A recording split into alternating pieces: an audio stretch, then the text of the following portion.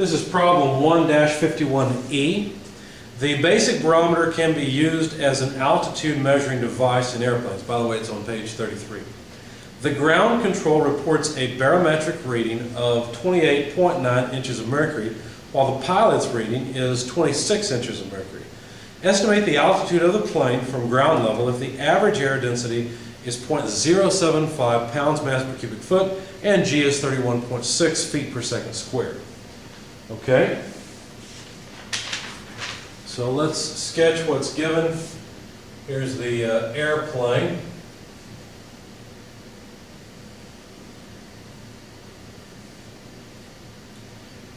We want to estimate the elevation or the height of the airplane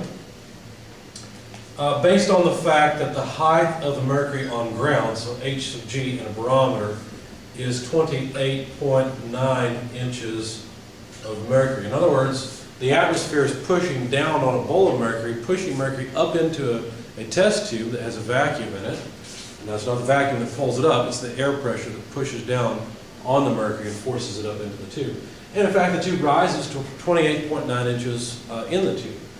If the pilot has a similar instrument, that instrument measures a lower height. In other words, the air pressure up where the pilot's at is less because there's simply less air above the pilot than there is air above the ground level.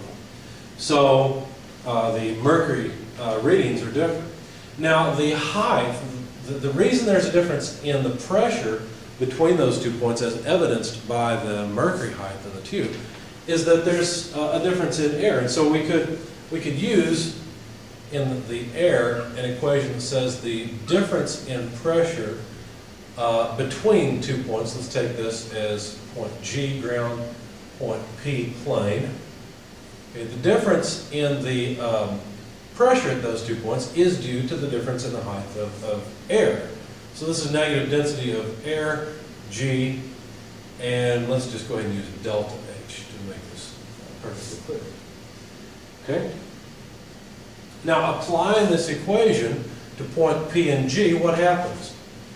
Well, let's see. The pressure at point P less the pressure at point G, so I'm taking P less G in order, equals negative density of air, G, and we need delta H in the same order. So we need height of plane less height on ground. Now, I'm being a little bit confusing here because I've used HP here for mercury and HP for the height of the plane. So let me apologize and change that just a little bit. Let's make this point 2 and make this one point 1. Then we'd have for the plane point 2, the ground point 1, and then this would be the elevation at point 2 and the elevation at point 1. It can be confusing to consider four different heights here. Okay, these heights are the heights of the mercury column. These heights have to do with the heights out on ground, so or relative to ground. So let me take my reference to be here at ground. Therefore, the elevation at point 1 is in fact 0, and then H2 simply becomes the H that I'm looking for.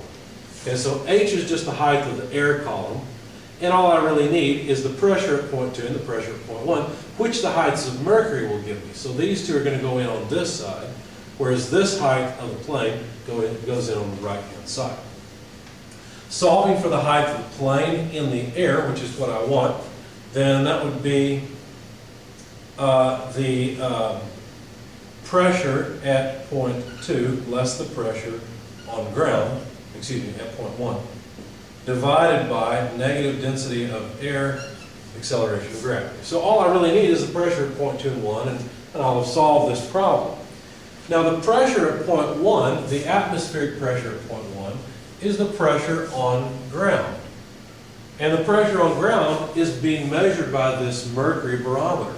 And so once again, we use an equation very similar to this, but this is a barometer equation that can be derived from an equation like this. Now, of course, we're applying an equation like this to the mercury because what we're talking about is the pressure in the mercury due to the pressure at the base of the mercury barometer that shows the height of the column. Anyway, so over here, the pressure on ground can be computed based on the density of the mercury multiplied by G, multiplied by the height of the mercury column, on ground. I'm dealing with the ground here. Okay? So why am I using density of mercury here and density of air here?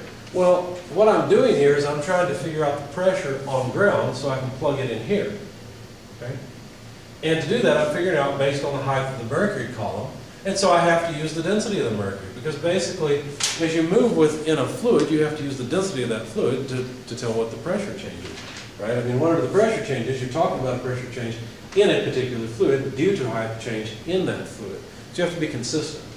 Okay, so my only goal here is to use the height of the mercury to come up with the pressure on ground, and then I'll use the height of the mercury up on the plane to come up with the pressure up in the plane, and then use this equation to talk about the difference in height because of the air column, effectively. Okay. Now, the pressure at point 2 would be the pressure on the plane, which would just be density of mercury, acceleration of gravity, height of the mercury column on the plane. This is not the height of the plane. This is the height of the mercury column on the plane. Okay? Now, plugging this in then, P1 and P2 into this equation, what we would end up with is that the density of the mercury multiplied by the acceleration of gravity multiplied by, let's see, 2 less 1, so HP less HG.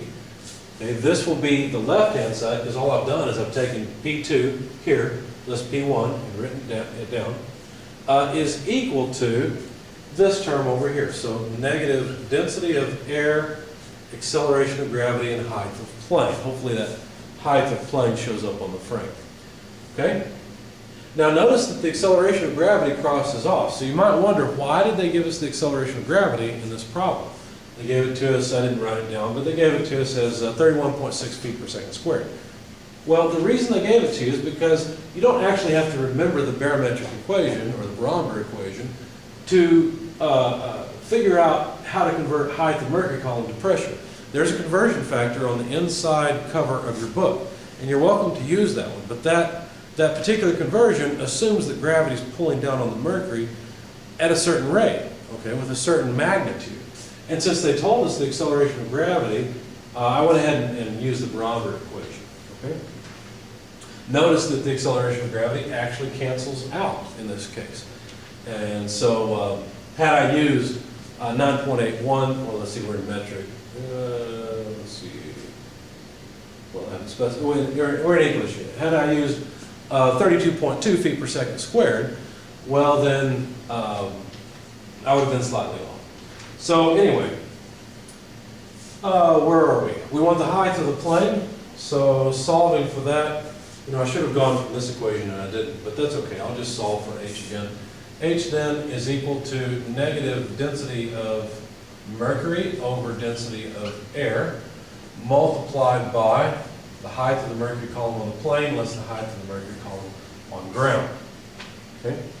Now, the density of mercury is about 850 pounds mass per cubic foot, whereas the density of air, they gave us that, is an average of 0.075 pounds mass per cubic feet. Notice there's a huge difference in these numbers, but the units cross off. The height of the mercury column on the plane is 26 inches of mercury. The height of the mercury column on ground is 28.9 inches. And so what we'll get here is the height of the plane in inches. Well, that's not very convenient. It'd be nice to convert that to feet, and so of course there's 1 foot per 12 inches. Using that, basically what you find, put in this space here I guess, is that the height of the plane above ground is about 2,739 feet. Now if I recall correctly, your book says the answer is 2,737 feet. Where's the difference? Where could there be the major difference? Well, a couple different places. Number one, they may not have done this. They may have simply converted the pressures directly from the heights of the mercury columns using a conversion factor, which, as I said, assumes a value of G. I didn't do that. But other places that the density of mercury that they used could be different. And notice the difference between the two is pretty not important, it's pretty trivial. But there's our result.